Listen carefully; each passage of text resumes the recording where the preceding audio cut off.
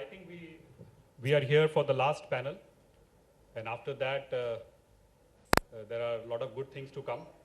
After that we will have fun and party. I have also requested for this panel for Mr. Vidyarthi to also come, so he is joining us. Why I wanted him? Because people talk about that there is skill gaps, and even our topic is also about skill gaps. But despite having skill gaps, he has been able to transform whatever skill that was available in the country and utilize it to provide world class. And this is, I'm not saying just to please him, but this is the reality. After sales service quality that their employees are providing are best in the world. So that's the reason I wanted to call him, and that's the reason I went out to understand how he has been able to do this despite every time when there is something which happens, whether it is manufacturing or something new happens, everybody says, Sarkar kuch nahi kar rahi hai. But that is not the way. People and companies have also to work and see how they can give their effort. And then if there is a hand-holding which is required, definitely it helps us. So he will be joining us. We have very eminent panelists. The National Skill Development Corporation is the biggest skill development program for Government of India.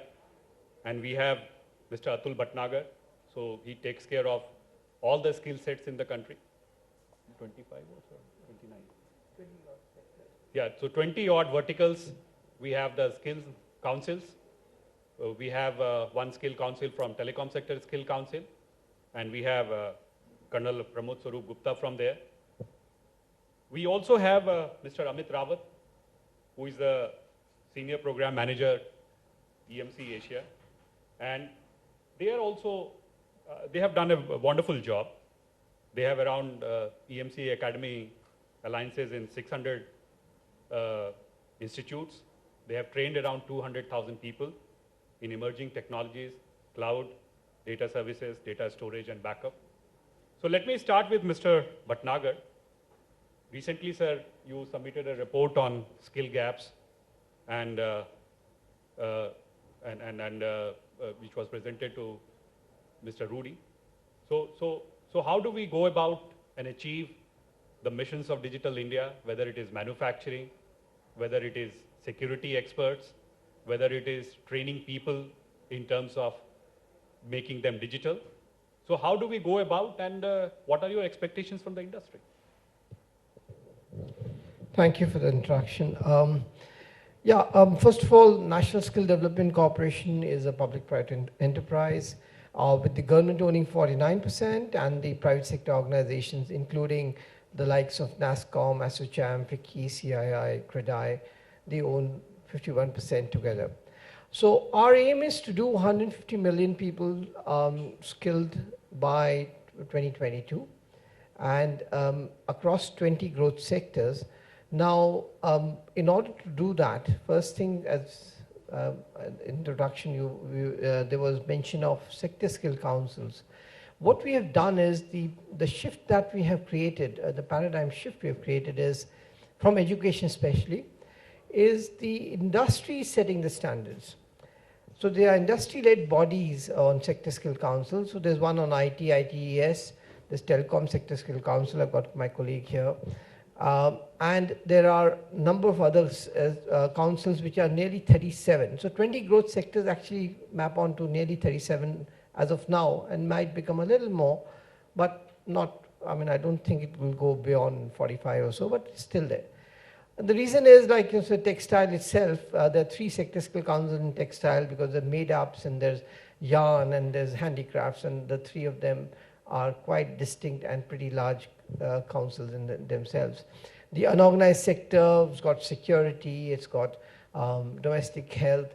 Then we've got some horizontal councils like green jobs and people with disabilities. So the total number is around 37. Now, what are these sector skill councils supposed to achieve? They are supposed to set standards for training. They are supposed to first decide what occupational map is there for their sector. And the same thing applies to IT itself. Even whether you call it Digital India or you say manufacturing, make in India, whichever way, whichever sector you're talking of, try and break it up first into what are the occupational map of that particular sector. Then with each job role, what are the competencies required for that job role? And what is the assessment criteria to achieve those competencies or to evaluate these competencies? And basis that, when you've got that whole thing done, then you've got the curriculum ready on that basis. And then anybody can train, whether it's south of India or north of India, but the training will be pegged to a standard defined by the industry. So what we are doing here is, if you were to look at it objectively, who sets the standard? Industry. Who sets the competency standards? Industry. Who sets this assessment criteria? Industry. So why should a person not be employable? It's not about employment, it's employability. Employment can be a function of other things. Well, there's cost cuts happening and there's, the person doesn't want to join, or maybe economy is not doing too well, etc. But the employability goes up. And that's what we are trying to do, especially because on the education side, we found 75% of our graduates are not employable because they don't have specific employable skills. So we've turned the entire thing around and saying, okay, industry, you decide. And that's how this employability thing is happening, and same thing happening for IT also. So let's talk of Digital India. Now, what does Digital India mean? How do we achieve what we want to achieve under Digital India? So whether it's taking the fiber cable to the last mile in India, so what kind of job roles you require for that? How many people you require for laying the wire itself, and what competency do you want out of them? And so and so forth. I mean, whether it's a mobile tower to be built up, or crimping of the wire has to be done, or Wi-Fi has to be established somewhere. But each one of them requires a certain skill. Now, once that is defined in whichever part of India, we'll try and get training done in that particular area with the people from that area itself. Of course, there might be a bit of migration. We're trying to minimize that. Second thing what we are doing is we're creating these skill development courses which are short term. And for lack of better word, we are trying to differentiate it from education. Education is like long term, input focus. Unless you spend X number of hours in a thing called a classroom with somebody writing something on a blackboard, you aren't seen educated. Skill development is more industry-led, more practical training, nearly 60 to 70% practical and 30-40% on the theory part, and is aligned to the job role. So when you come out from that training course, whether it be 1 month, 3 months, 6 months, depending on what level of skill it is required, you pick up that particular job role which is required by the industry. So if Digital India requires X number of crimpers for that for the cable, then that many people will be supplied or will be around, so that you get on with it and get the things done. Digital India is required in smart cities. So along with your masons and carpenters and bricklayers and scaffolding makers, all the construction guys who are there, whether they lay the road or they construct a building or provide the green part of any building, you also have the digital guys going in. How do you make a digital smart city? So what is required to do that? So what are the people required, and what is the competency required under those? So that's what skill development is trying to do. Focus on learning a skill, learn more, earn more. And by the way, if you won't do your graduation, not an issue. I mean, we're not saying learning should stop. But if you put graduation up front, that's where the problem occurs, that you're out of cash, you've got a degree, something starting with a B or something, and then you don't know what to do with it. Because if you go to an employer and say, yeah, I'm a graduate, the employer says, okay, what can you do for me? Well, I'm a graduate. Well, what is the specific skill you have? And there's none. And we are now trying to say, okay, maybe I know Java developer, but I'm a mobile app developer myself. So it's not about doing Java and doing a C++ or whichever pure programming language, what does it apply and how does it fulfill a gap in the society? So if you need mobile apps, how many mobile app developers can come in? If you need, there are 9 million mobile phones, they're bound to fail. How many mobile repair shops you require? And this is good practice how you can become an entrepreneur by being a mobile repair. In India, anything and everything works until its last breath. So when the mobile doesn't stop functioning, doesn't mean you throw it away. You first get repaired. And that's what we are trying to get onto. And then in order to reach the last mile, that's where we have, let's say, all the technology inventions that are coming in or innovations that are coming in to help us out. And basically we are catering to a population which is really lying between the 900 million mobile phone users and the 300 million internet users. So there's a gap out there which we want to reach out to. And that gap can be fulfilled only through technology. And we'll talk more about it, but I think I need to give my panelists also some more things to talk about. Sir, I wanted to ask some tough questions to you. Sure. Because since you take care of all the sector skill council, so you have all the knowledge and all the expertise. Are you happy with whatever numbers that you have achieved in terms of the training that you have provided? And the second part is what I have heard, or what I have heard from people in the industry, that nobody is interested in, though they take the skills, but nobody is interested in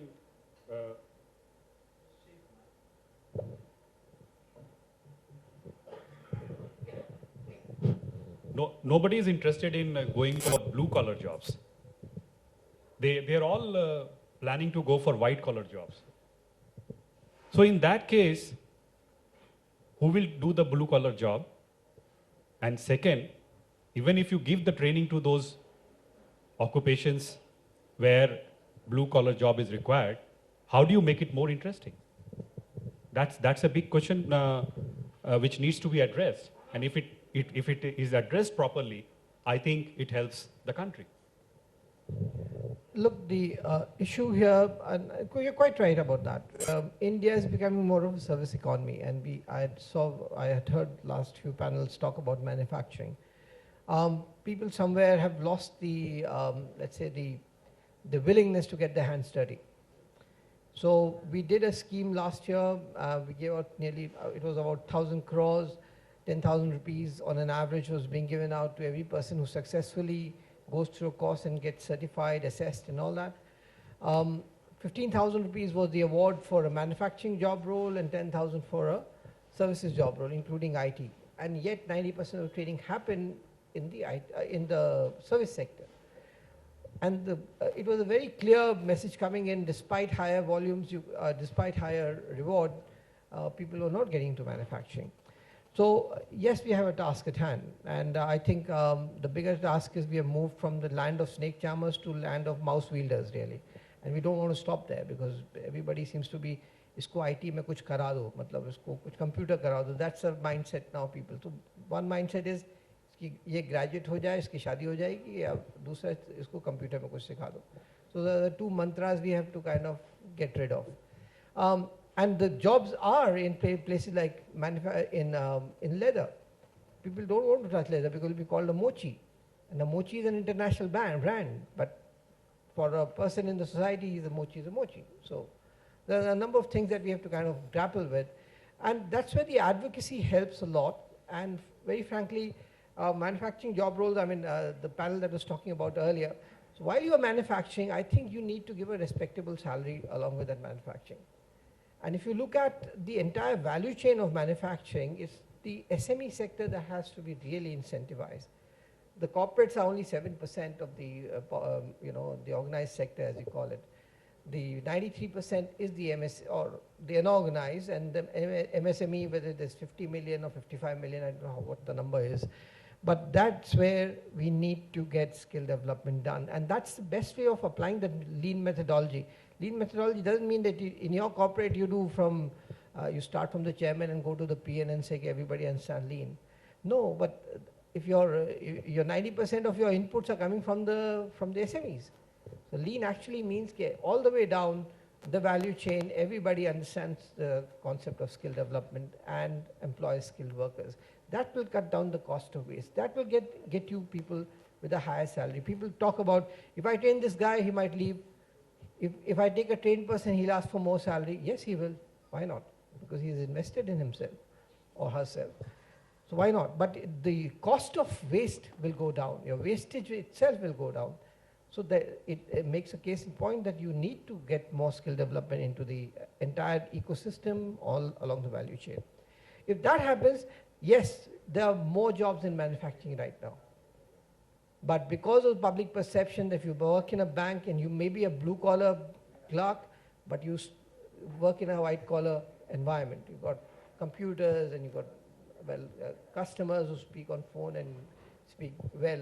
It's not about getting your hands dirty as a mochi. So I think we need to change that. A lot of advocacy is required, but frankly what will work is if there are jobs, then that's going to attract people to come in. Sanjay, I brought you, though you are not scheduled here, but I thought I will take the privilege of talking to you and understanding, because the concept that you started or you germinated was not there in the country. You started from the scratch. You started from something which was not there and build up that case, and now you plan to, what we can say, you are with 50 centers that you talked about. You are trying to make inroads and give a good fight to the SCLs, the Reddingtons, and other after-sales companies. But I wanted to understand from you that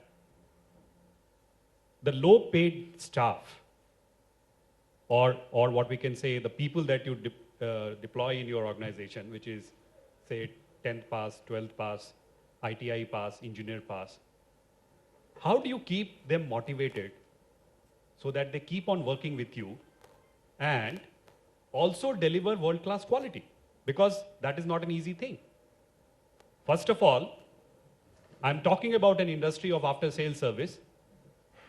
And if you go to any after-sales service in the country, either it is not well lit, either it is at the back of the road, either the walls are peeling off, but you were able to change with the same quality of people that you had, with what we can say a bit of training that you did. So how you were able to transform the same people which were deployed in your competitors, and you were able to, what we can say, change their mindset, and also not only Indian class, you were able to get world class. So I wanted to understand, and I believe a lot of the people would like to understand, how were you able to do it and what were the challenges that you faced? So again, he's allowing me to blow my trumpet, so thanks.